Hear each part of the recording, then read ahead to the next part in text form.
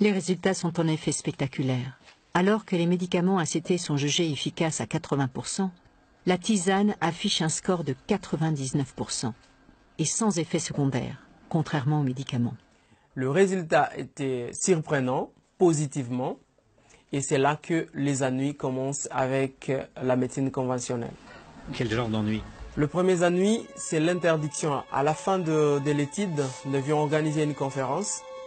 Lorsque nous avons remis le résultat au médecin-chef des zones, tout de suite, il s'est interposé. Il a dit « J'interdis, cette conférence n'aura pas lieu et je préfère que Jérôme puisse se taire et pas communiquer ses résultats à la population. » Ils ont vu que la tisane avait un meilleur résultat que les ACT et on nous a fait montrer que les différentes firmes pharmaceutiques risquent de couper leur appui. Et on a trouvé qu'il y avait orgueil, on m'a démis de mes fonctions. Le docteur Munyangui est lui aussi victime d'intimidation. L'ordinateur qui a servi à l'étude est dérobé. Quelques jours plus tard, le médecin tombe malade.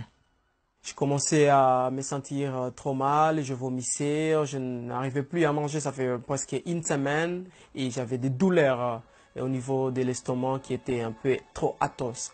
Et là, je suis parti à Goma d'urgence pour faire les examens. Et c'est là qu'on m'a diagnostiqué, voilà, et vous étiez empoisonné. À votre avis, d'où viennent ces ennuis? À mon avis, les ennuis viennent de firmes pharmaceutiques. Qu'est-ce qui vous permet de dire ça?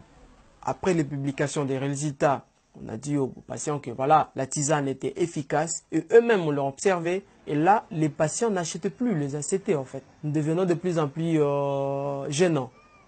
J'étais interpellé par un grand dépôt pharmaceutique à Kindu qui m'a dit mais nous avons les ACT, on n'arrive plus à les vendre vraiment à cause de votre étude. Et là, monsieur, vous êtes en train de piétiner sur nos business. Imaginez-vous juste maman d'un enfant qui a le palu, qui peut en mourir. Vous allez à la pharmacie, vous vous saignez, vous ne mangez pas pendant 2 jours pour pouvoir lui acheter des médicaments. Et vous vous retrouvez avec une chance sur 2 d'avoir un médicament faux.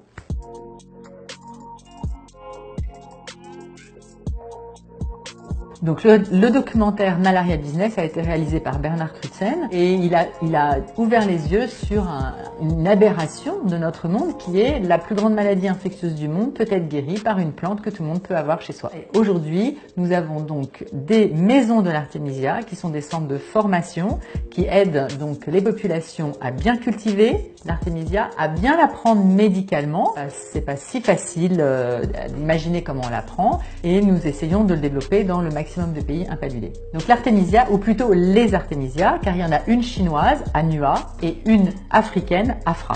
Elles soignent le paludisme depuis des siècles. On le sait très bien.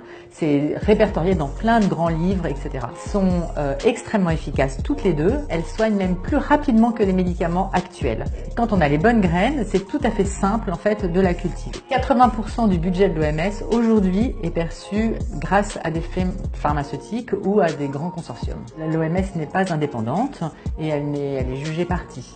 Donc aujourd'hui, c'est très compliqué d'arriver avec une thérapie alternative, on va dire, à des médicaments à l'OMS. Elles n'ont aucun effet secondaire et elles n'ont aucune toxicité. Donc c'est vraiment une panacée, on va dire, pour la malaria. Elles sont très simples d'utilisation et extrêmement accessibles pour les populations.